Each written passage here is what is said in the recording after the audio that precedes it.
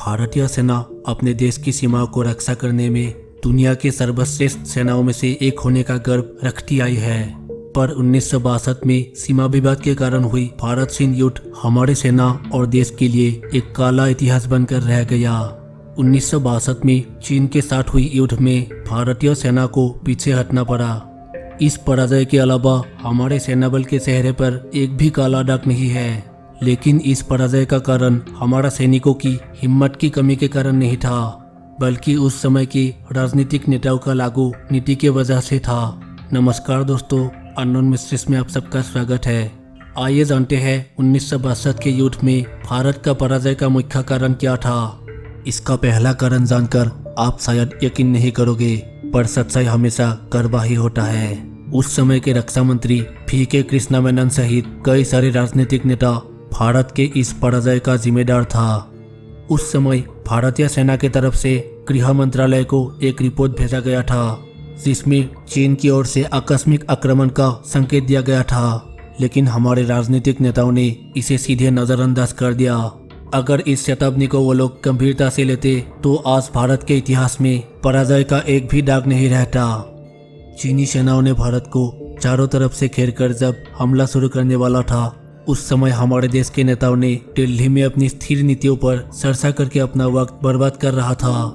20 अक्टूबर 1962 में भारत के लद्दाख, उत्तराखंड और अरुणाचल प्रदेश में एक ही समय में चीनी सेना ने हमला कर दिया था। लेकिन चीन की चेतावनी को नजरअंदाज करने का नतीजा भारत के लिए बहुत खराब निकला। हमले के समय पर भारत पूरी तरीके से युद्ध के लिए तैयार ही नहीं था, जिसके चलते भारत को बड़ा हार का सामना करना पड़ा। भारत के पास सेनाओं को नेतृत्व देने के लिए एक अच्छे लीडरशिप की कमी भी बहुत बड़ी वजह बन गई थी। इसके अलावा चीन के साथ पराजय का बहुत बड़ा कारण यह भी था कि नेहरू जी और उसके दल को चीन पर हद से ज्यादा भरोसा था। वो लोग मानते थे कि हिंदू चीनी भाई भाई है और चीन कभी भी भारत पर हमला नहीं करेंगे। पर यह ओवर कॉन्फिडेंस बाद में भारत के लिए बहुत भारी पड़ गया।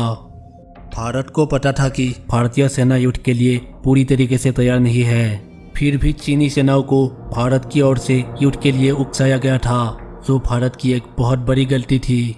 इसीलिए पूरी तैयारी के साथ आई हुई चीनी सेना के साथ भारतीय सेना टिक नहीं पाई।